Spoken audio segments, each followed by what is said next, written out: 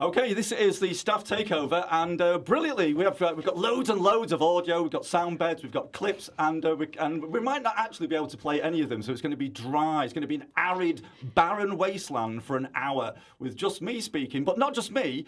This is the staff takeover. I'm Gary Morrisroe. I'd like to say Dr. Gary Morrisroe, but modesty prevails. And joining me live in the studio, because this is the most skibbity rizzler we have in the whole of the department. We've got two skibbity rizzlers actually in this show. Unfortunately, I'm being mogged by the skibbity rizzlers that are here. We have got Louise Ready Cyrat. Oh, hello. Hello. And we've got down the line on IPDTL, which is a technical term, which means over the internet. Or hopefully it works, inverted commas. Exactly. Live and unleashed from the Nag's Head in Marsden. We've got on his third pint. We've got Jimmy Ewing, who should be on IPDTL. Are you there, Jimmy?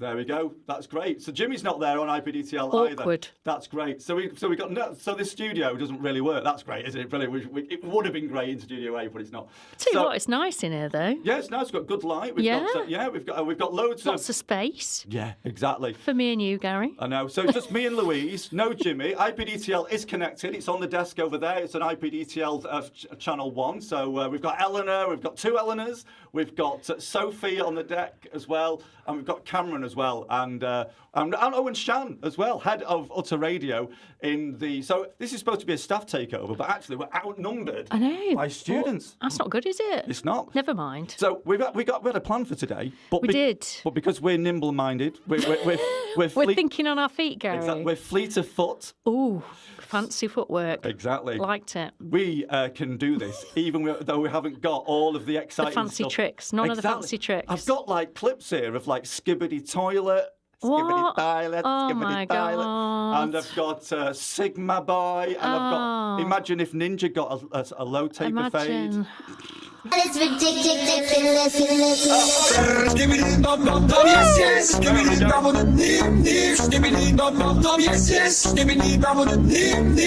Oh, there we go. Can we have the other skibbity one, please, as well? That'd be great. You can fire them in from there. That's it. Skibbity toilet, skibbity toilet, skibbity toilet, skibbity toilet.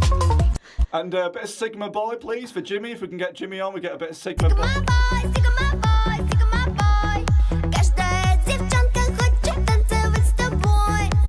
So today, the point of today, really, well, there was a point, but today that's kind of all, is to kind of have a right laugh. Okay. You can text we can us manage in. that. If anyone's, you can text in if you know my personal text. That's the thing. So it's not even for like the wider. Work. I could text. Exactly. You could text me. I'll text in and say it's a great show, Gary. This is great. I'm loving it. It's really good. So Eloise, I've got some questions here because I've got questions that relate to the staff on mainly on BATAR, BATV and radio production at the Salford University. Only mainly. Exactly. Worryingly. Okay. And, there's all that we do vary outside the Venn diagram. Is this how well I know my colleagues, which appears to be not?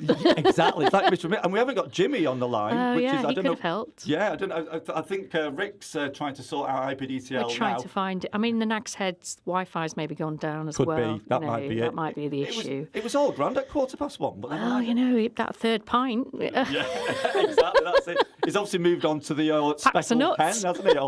Exactly. He's on to the port scratching. Oh, Timothy Taylor or the speckled hen, yeah. Or a Holt's. It might be in a Holt's pub. Holt, yeah. Did you ever have Holt's bitter? No. That's a really hard. I do like bitter though. Do you? Yeah, bitter's like my favourite. Are you down as a kind of a flute of prosecco kind of person? Oh, I don't.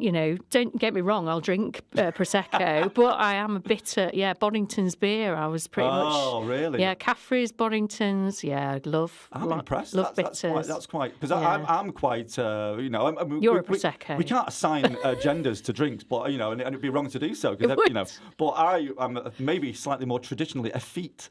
And I'm just prosecco all the way. Yeah. Maybe a bit of white wine, occasional Shiraz. Occasional Shiraz. And that's it. I don't mind a Shiraz. I like prosecco. I like the fizzes, but they do tend to give me a headache. Whereas the beer, I do crave a good pint of lager or beer. It makes me burp and it makes me full. Quick, and it makes me tired immediately. almost. So I'll feel fine. But I think maybe you're looking at it this wrong way. It's a substitute meal, Gary. So do you see what I'm? Yeah, you're right. So it does make you. That's the idea. It is. So you don't have to. So I shouldn't eat. No, I should just because if you eat and have your prosecco, that's a lot of calories, man. That's a lot it. of calories. Liquid lunch. That's the way forward, isn't it? Well, yes, born and bred in the media industry, me. Well, I used to work in a Holt's pub. This is a digression until we get all the bells and whistles. All the bells and I'm whistles going to try a jingle actually. Press the button, Gary. Press. There we go. Nah, nothing. No jingles. It's fine. We could sing, but we won't. Do you know what we can sing? We've got a guitar. There we go. Gary could sing. Oh, let's go. But we can't play us a jingle. Do you know what that says? It's a.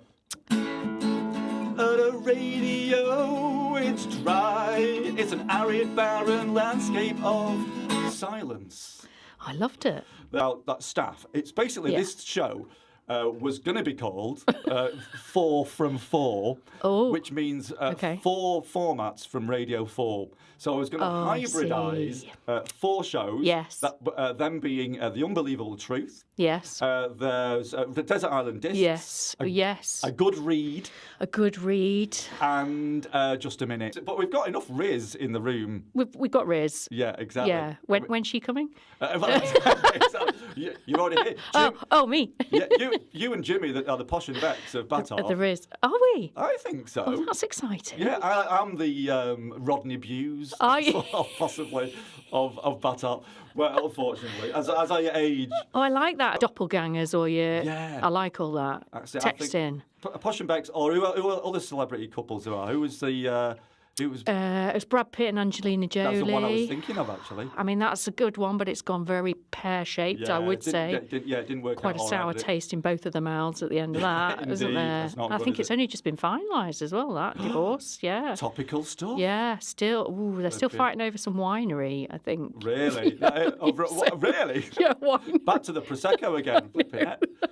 Smooth. They're fighting over a Holt's brewery that they own. That's exactly what it is, the Holt's brewery that Brad frequents. He wanted to call it something else. He wanted to call it Holton Brow. Yeah. But now we're going to call it Regal. Angelina was like, absolutely no way, Brad. I can do a song. Okay.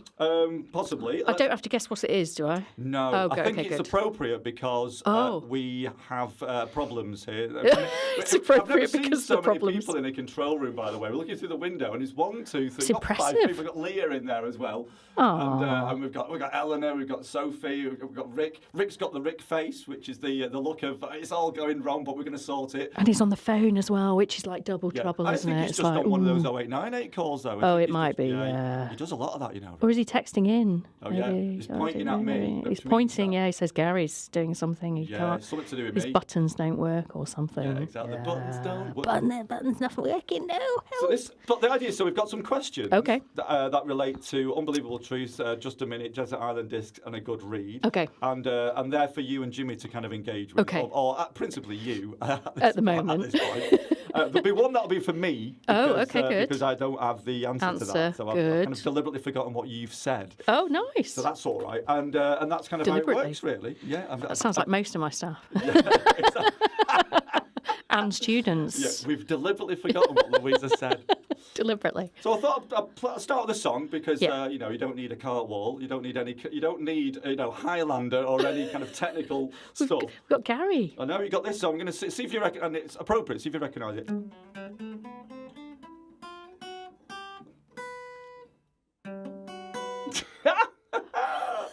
Some things in life are bad.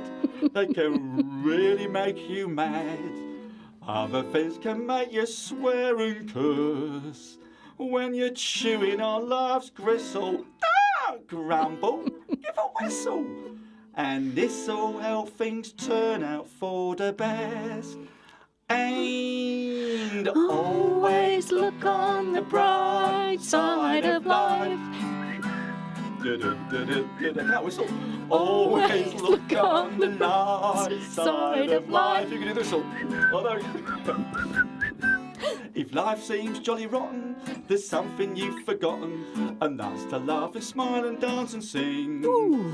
If you're feeling in the dumps, don't be silly champs. Just purse your lips and whistle, that's the thing. And always look on the bright side of life. Always look on the light side of life. Life is quite absurd, and death's the final word. Must always face the curtain with a bow.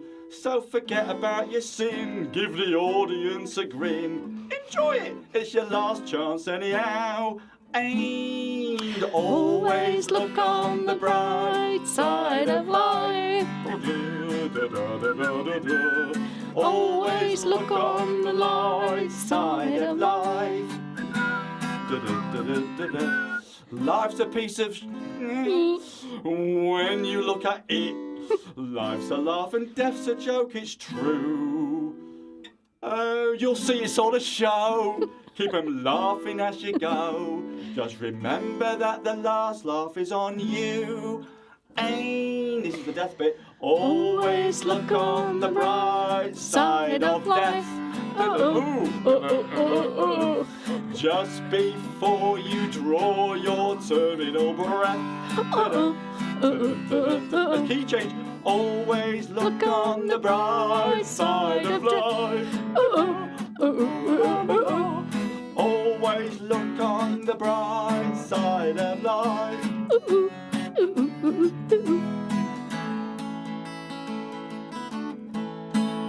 There we go. I love that. So Eric, and we do need to look on the bright side of life. Hopefully, that is in the radio world described as filler. It's very good. It's a bit of Monty Python. Can't go wrong. Oh, and what's that? We've got some intelligence coming.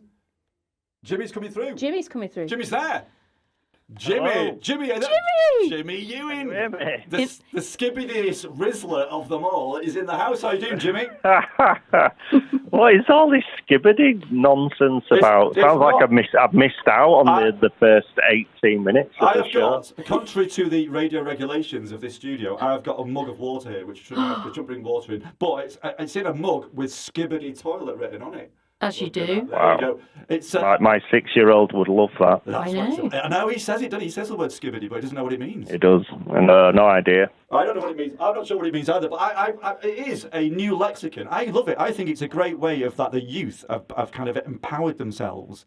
They've taken, if you control the language, you can control society. Oh, that's very good, that. Go. I mean, one hates to quote Noam Chomsky when discussing skibbity brain rot, but let's do it. Yeah, why not? But so the kids have kind of like embraced this new language. And over Christmas, I was having a chat with my daughter and a few of her mates, and they gave me some top flight brain rot phrases. Really? One of them is I've been mogged by a skibbity rizzler, which means, and I have been mogged by a skibbity Have rizzler you? by you and Jimmy, because being mogged by a skibbity rizzler means that you've been made to feel aesthetically substandard in the face of absolute beauty. Oh my God. So there you go. That's it. So the posh and becks of Batarp have made me feel like Rodney Bewes on a bad day. Oh dear. So there we go. So that's there's another one that they came up with as well, which is it's put the fries in the bag. Have you heard that? No. That's a good phrase. You can say that to somebody. Put the fries in the bag. Just put the fries in the bag. That means shut up and get on with it. Oh. Or it also means there used to be a phrase that people used to say if as a term of derision, although I do not mean this derisively for anyone that works at McDonald's, it's fine. But it's whatever McDonald's worker was something that people used to say as a kind of like, you're not going to achieve your dreams unless your dream is to work at McDonald's. Oh. So that's kind of like, shut up and put the fries in the bag. Other chip manufacturers are available. Exactly. The Wimpy is still a going concern. Oh my God, I loved Wimpy. Oh, they were better, weren't they? Didn't so they much go back better. a glory? Is that I Wimpy? know. They were so much better. I know. But the burgers were better. Yeah, of course they were. Yeah, that's it. But that's the quality. It's all about the marketing. It is. I've got some more brain rot here. This is snack. Do you know what snack level is, Jimmy? Snack level? Yeah. Do you know what someone's snack level is? No, what's that? If you've got a high snack level, it means you're pretty tasty. That you kind of means you're a good-looking individual. So I don't know. I think to where our snack level might be. I'm checking out. Yeah, yours is through the roof, mate. Oh, well, that was to you, Louise. No, I think it was you, Gary. Oh, do you know what? Maybe we're all risen out. Maybe here. we are risen out. Yeah, I think we're. Great snack levels all round. Yeah, exactly. We're peaking. The snack levels are peaking at 6. That's great. And what else? Oh, this is one. Can I go to Ellie and Mason's house? I don't know who they are, but apparently that's a really big thing on TikTok. I don't know. Oh, we're getting confused looks from the youngsters. I know, even they don't know what that means. Even the young people don't know. Maybe they're not young enough. I know. Makes me feel all the more radical that I can out Skibbity. You can out Skibbity. What other ones we've got here? That's gassed up. Do you know what that is? Gassed up. Oh God, I dread to think. Do you feel gassed up after you've had your pint of bitter?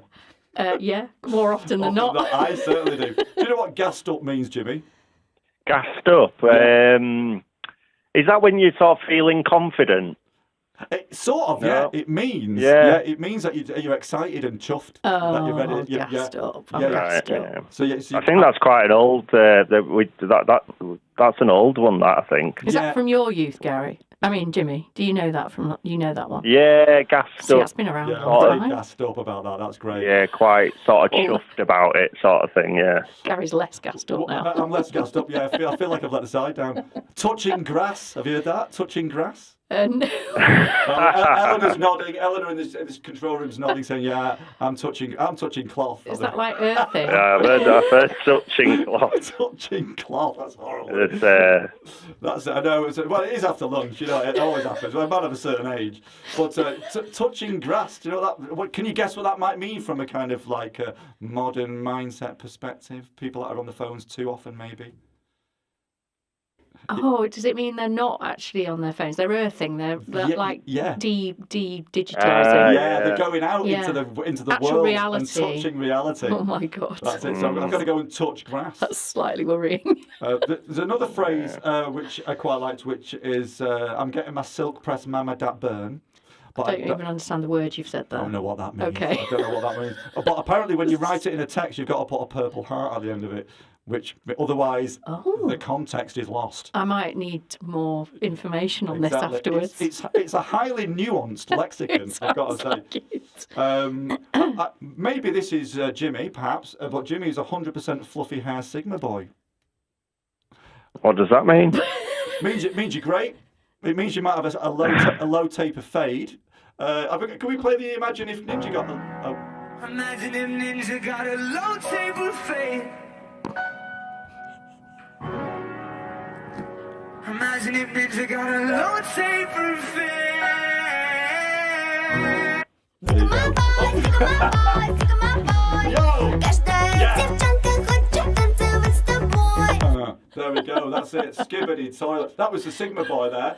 That's brilliant. It's brilliant. Yeah, this is like better than what we were going to do. So much better.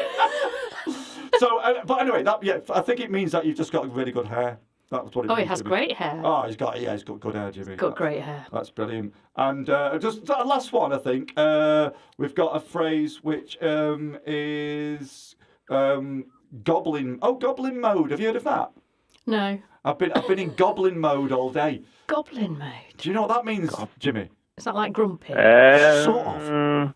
Yeah, sort of goblin mode, sort of sat being nasty. I don't know. I know what you mean. Like goblins are kind of like renowned for their for being quite obstreperous and grumpy, aren't they? Not in ill favour with the world, goblins. Yes. But I think it means when you're having a kind of duvet day and you kind of just like not getting out of bed and you're just kind of like a goblin, like you're not bathed. You're wrinkled. Is that? Oh, I'm getting shaking heads from the young.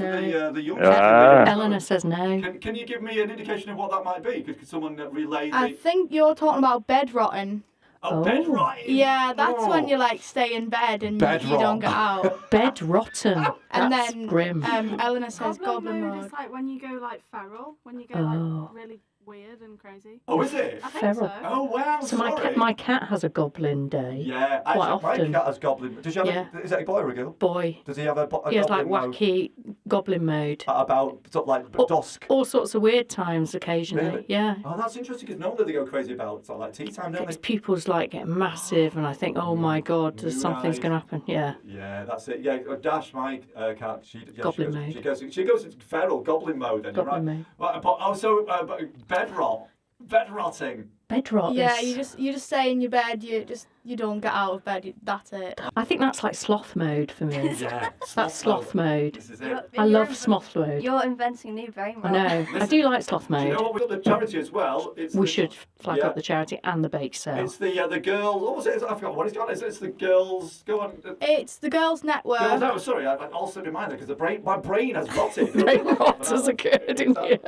I'm in the room now, which you're not happy about, because it's Girls Network. Girls Network. Oh yeah. Oh, actually, and you can't hear what we're saying, but Will Greenwood has gone into the control room as well. So we've got. Hi, Will.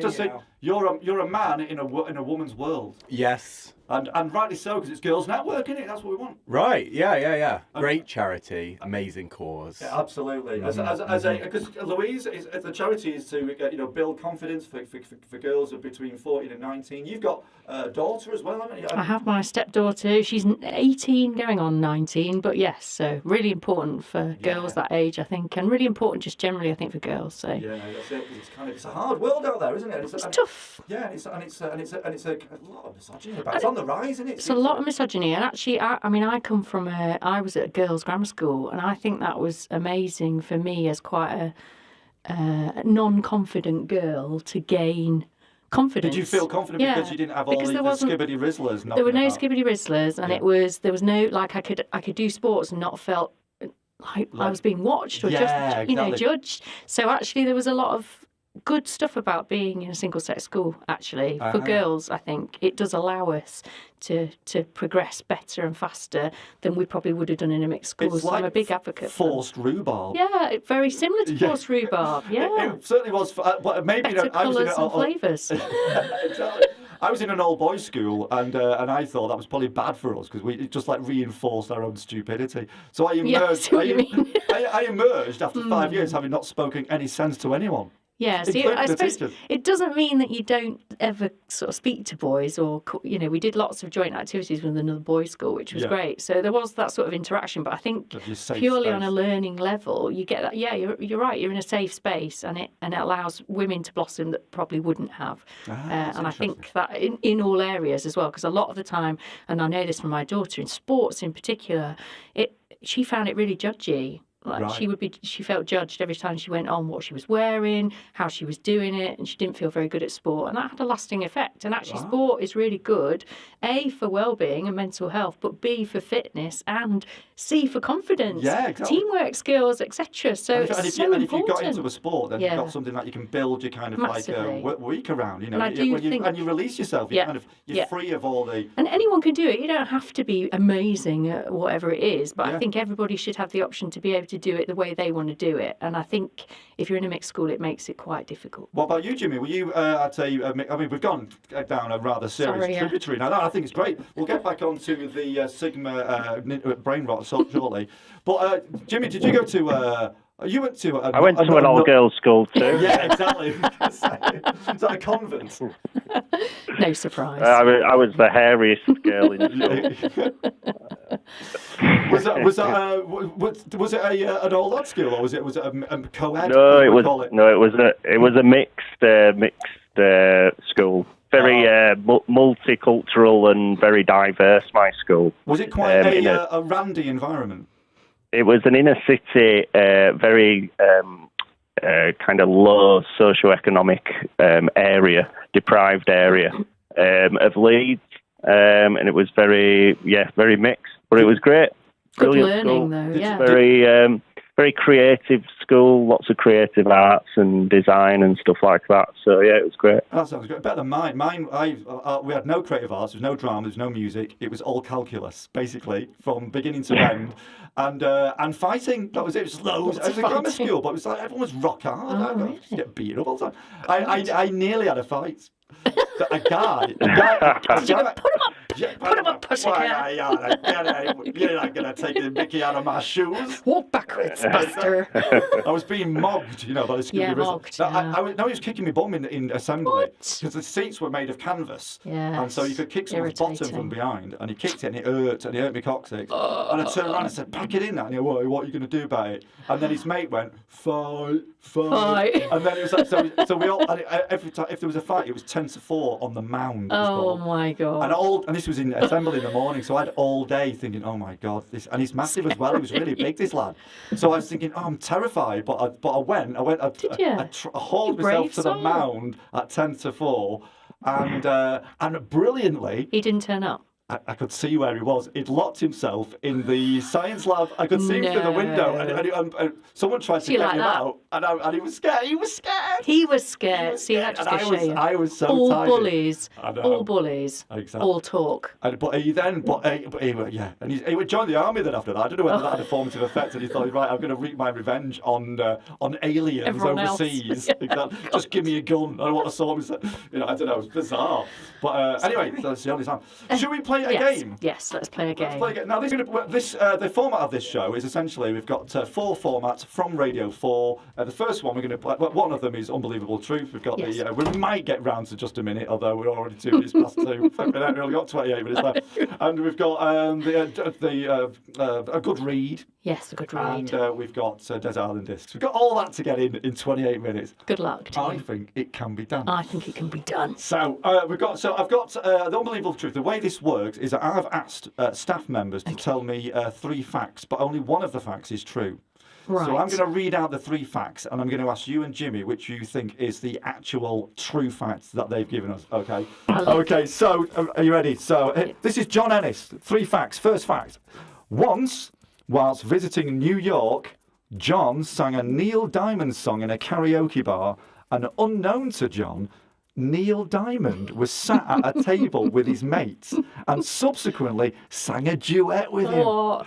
There we go. So that's fact 1. I hope that's true. Fact 2, he is the youngest of 17 children in his family. So they're very fecund in his part of the world. Randy and fertile. Yeah. And the final fact is John has completed a marathon in 3 hours and 35 minutes. So there you go. So which one is it? Is it the Neil Diamond duet? Was he the youngest of 17 kids in his family?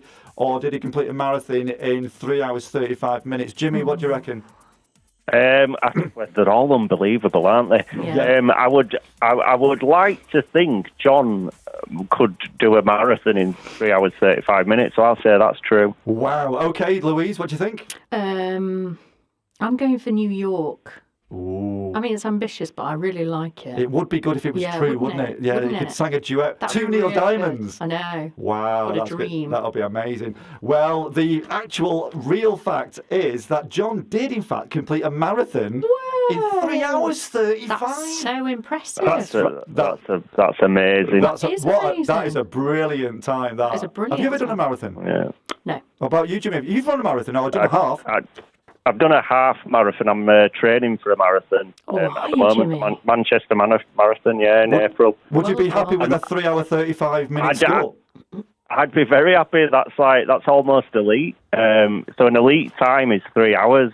So 3 hours impressive. 35. That's like that's mega, isn't it?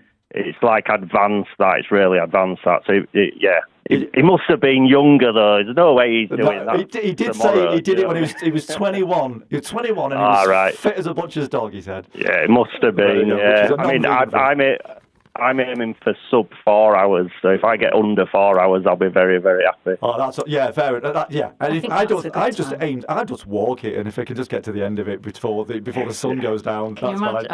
I don't think it's something. And my mum did a marathon. She did the Windermere Marathon, which is really hilly. Yeah. And she did it just under 4 minutes in her 60s. Under 4 minutes? Yeah, just under. Oh, wow, that's a lot. That is very fast. Under 4 hours. Wow, that is brilliant. Wow, she's in her 60s. She was in her 60s then when she did it. Wow. Yeah. That's really impressive. Yeah, that's great. So, brilliant. That's amazing. You go for it, Jimmy. But watch out for your toenails because they can fall off. Ooh. Yeah. Ooh. And your nipples. They've already started falling off. I've got 2 black toes. Oh no! Thanks to the training. Have you got nipple rot?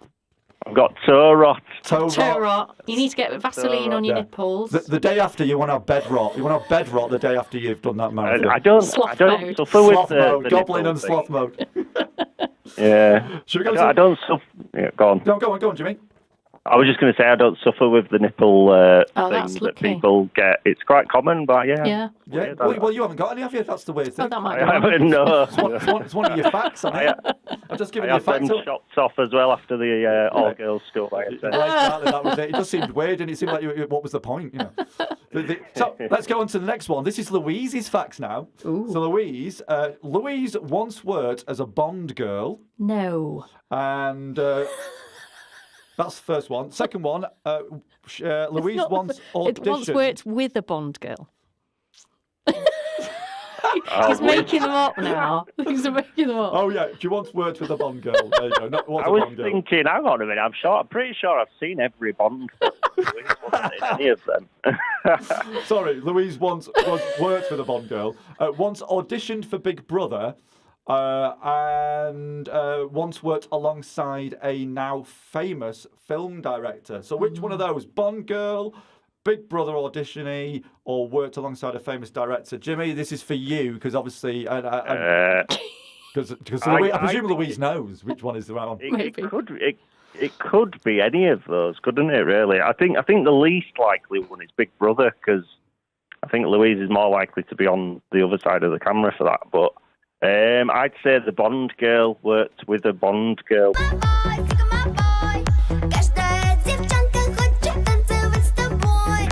Jimmy, you are a Sigma boy. You have got a low taper fade, and you have earned yourself a skibbity toilet. Hit that skibbity toilet for Jimmy. Brilliant. Well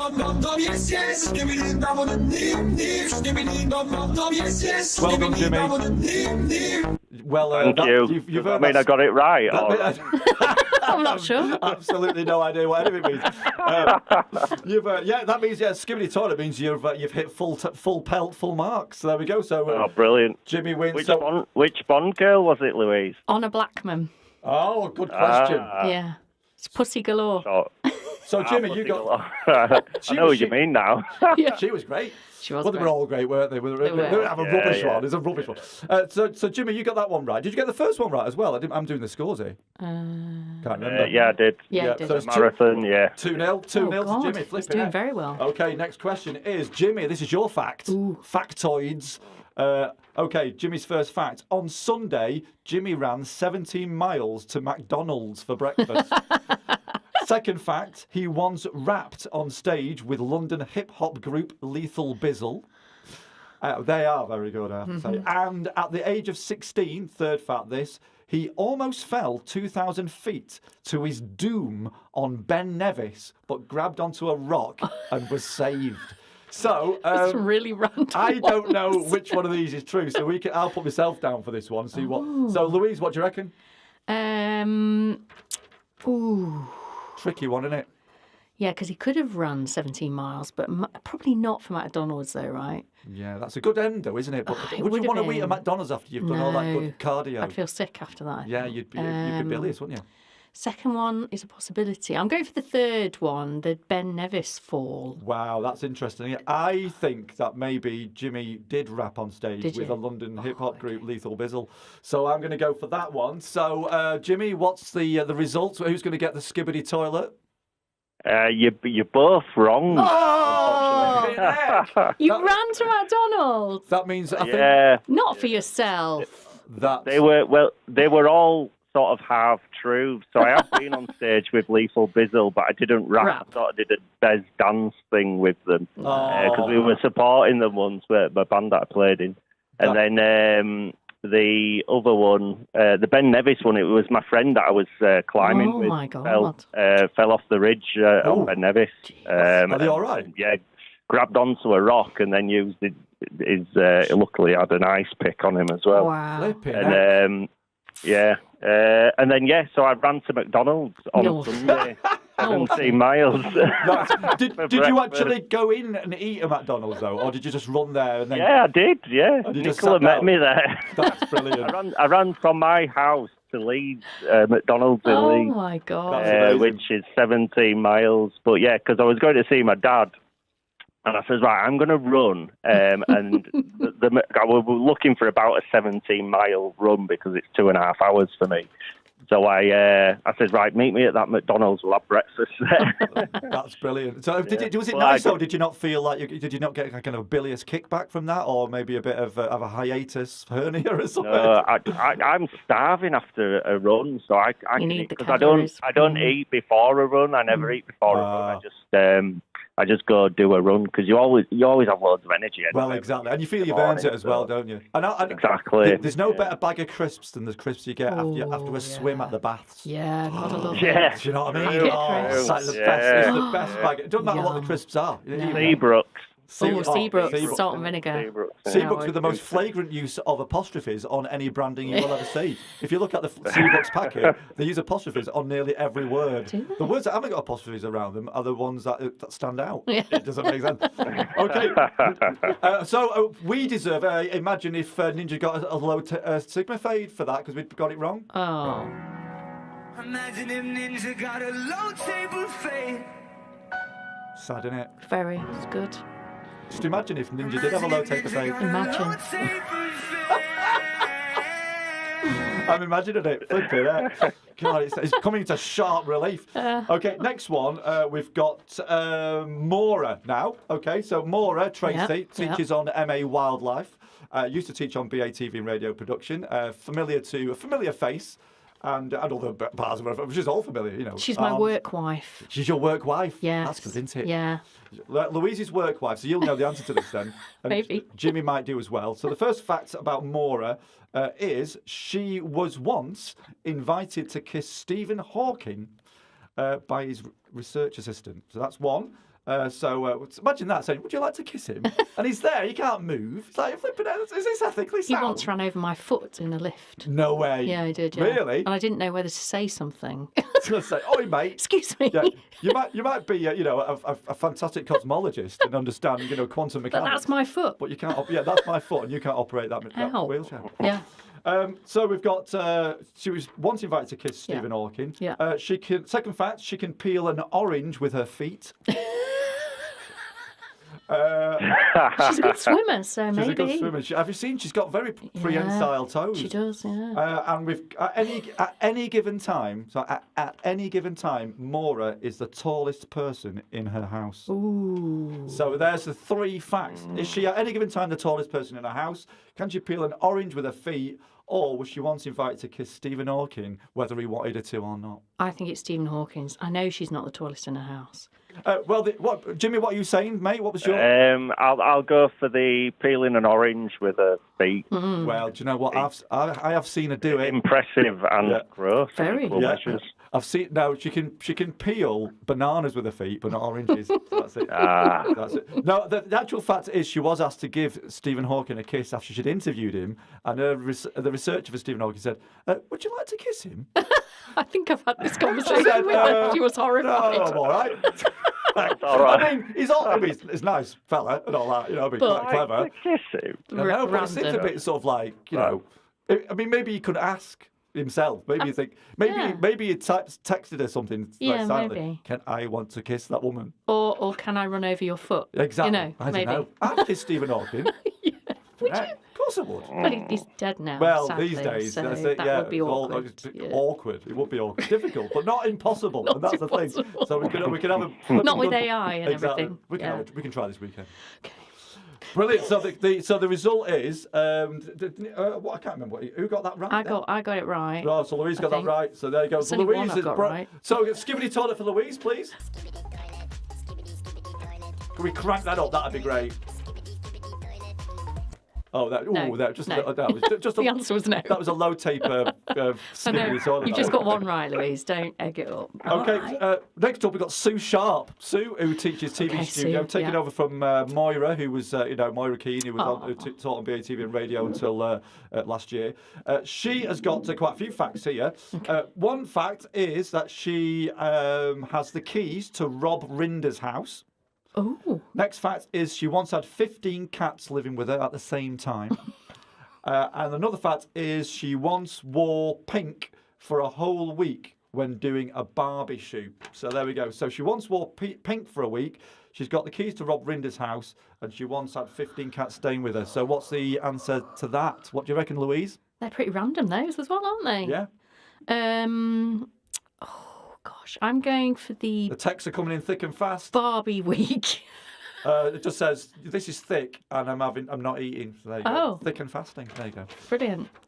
So what's your go? What's your answer? I'm going to go for the pink one. She's wearing pink all week. All week. What about you, Jimmy? I think Sue looks like a cat lady. Oh, Hey. interesting. She looks like someone who would have a lot of cats. That's a lot, So though, isn't it? I'm going for cat lady. Okay. Well, this means that you've both got a low taper fade because the actual answer was she has got the keys to Rob Rinder's house because Oh he's my a God. mate and he's very generous and has a mezzanine level bedroom with a shower. So there you go. So he's got a bedroom. So we're off round there. Yeah, he's got a bedroom and a shower halfway up the stairs. That's weird. That means that he doesn't even have to go to bed because he's got a bedroom halfway How up. the other half live, Gary. Exactly. This Is that it. a good thing, though? I think it's bad. So can we hear a low sigma fade, please? Oh. Sorry, there we go. Ninja got a low table fade. So the score's on the doors. Oh, sorry. Imagine if Ninja got a low table fade. Bingo. There we go. Yeah, 2-1 to Jimmy still. Gosh, Jimmy. I've got none, but then I only had one crack of the whip there. Okay, so Leslie McMurtry, I don't even know what any of this means.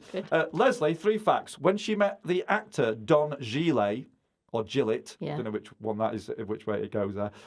When he was in the cast of a radio drama, she discovered that he was a Doctor Who fan and could name all the actors from the classic series who played Doctor Who in order. Wow. Okay, that's one fact. Second fact is Leslie, when drunk, once burped the Star Spangled Banner. I hope that's true. And Leslie's lifelong goal is to build a dado rail around the equator. So there we go. So is Leslie's lifelong goal to build a dado rail around the equator? She once burped the Star Spangled Banner when drunk, or she met this actor called Don Gillet who could name all the Doctor Who's I'm in going order. for that one, the Doctor Who one. What do you reckon, Jimmy? I can't. If Leslie did burp the Star Spangled Banner, I don't think she'd tell us that she did. Yeah, I'm not sure she would. What was the last one? She wants a lifelong goal is to build a dado rail around the equator. All right, I'll go for that one. I know it's not true, but it'll be different. Well, strangely enough, Jimmy, would you believe? Is it true? It's not true, no. It's no. I think Louise wins that one because indeed she did meet the actor Don Gillet and he could name all the Doctor Who. So a skibbity toilet for Louise. This my style is ridiculous. Well done, richly deserved. Well, let's see. I'll do one more this round, then we'll move on to the Desert Island Disc. Should we try that? Okay, and then we might come back to it. Let's go to Anthony. We've got Anthony's here. Okay, so Anthony once played Mario Kart for 500 hours. What? He once vomited over Colin Firth's brogues and is allergic to 3 types of berry. Rick, goose, and rasp. So, which one is it? Is he allergic to 3 types of berry? Did he once vomit over Colin Firth's brogues? Or did he play Mario Kart 8 for 500 hours? What do you reckon, Louise? I'm going for the Mario Kart. Mario Kart. Well, what about you, Jimmy? I would say he's not allergic to 3 types of bricks, is it? Berries. Berries. What was the other one? Sorry. He was allergic to 3 types of berries, and he once vomited over Colin Firth's I'll brogues. go for the vomiting over Colin Firth's brogues. I hope that's true. Oh, do you know? I've got everything crossed for that one. Yeah. He actually vomited over Colin Firth's brogues. No. Did he really? No, he didn't. No, he didn't. That would be great, though, wouldn't it? No, he played Mario Kart for 8 hours. I can't even believe that's for true. 500 hours. Yeah, exactly. Oh my God. So there we go. So but Louise again, Jimmy. I know you're taking it for the team, but Louise is on 3. You're on 2. Can we have a skibbity toilet? Maybe the other skibbity toilet. There's 2. Toilet, skibbity, skibbity toilet. There we go. Skibbity toilet, skibbity, skibbity toilet. Fantastic. Listen to Utter Radio here with quality. This is the Staff Takeover show with me, Gary Morrisroe, and Louise Reddy Syra, and Jimmy Ewing, all the way down the line from the Nag's Head in Marsden. Marsden. Can you win? I can't go in the Nags End anymore. Oh, they won't let you We've in. been banned. Oh, wow. Bad. Just for being too, fecund. Get out of my pub. Yeah, it's been too randy and fertile. So that's let's check the scores. Here we go. So we've got Jimmy on 1, 2, 3, 4, and we've got Louise on 1, 2, 3, 4, 5. Scores on the door. So can we give a massive skibbity toilet for Louise, who's won today's Yes, my challenge? style is ridiculous.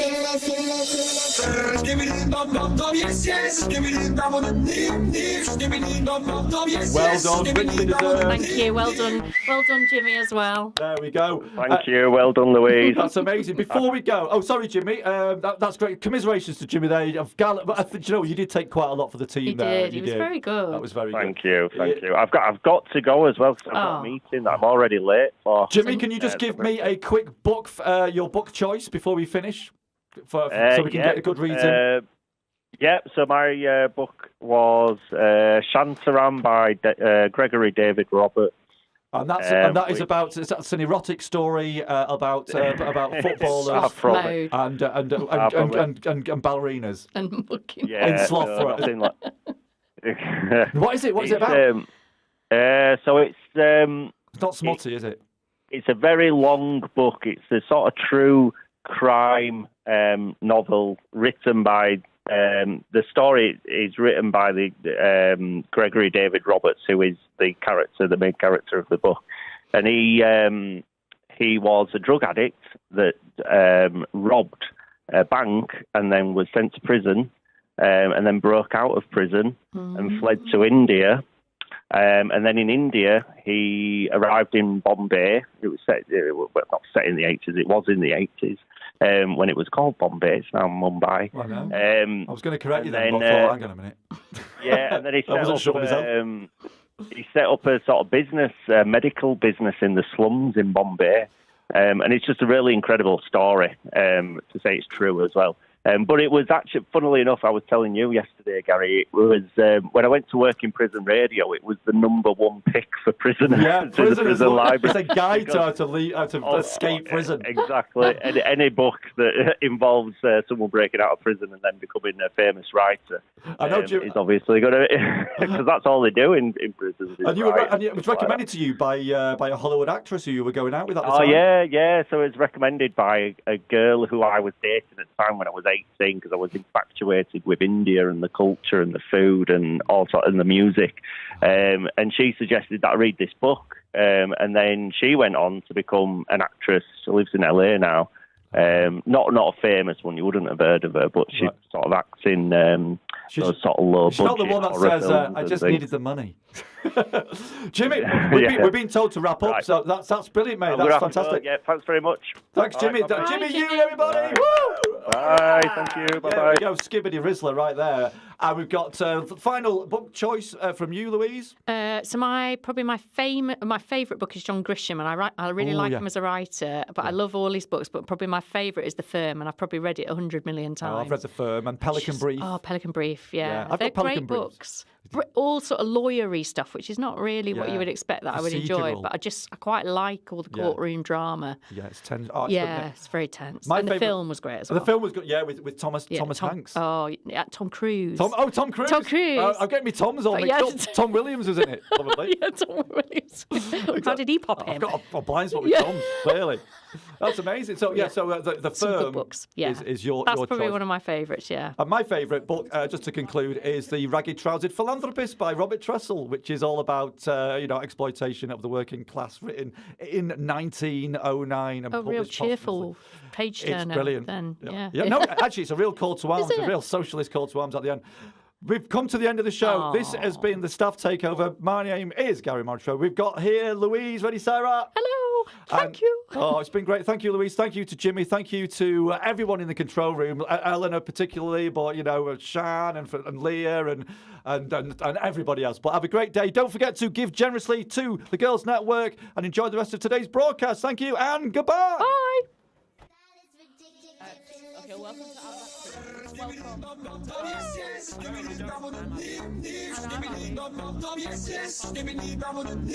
Welcome.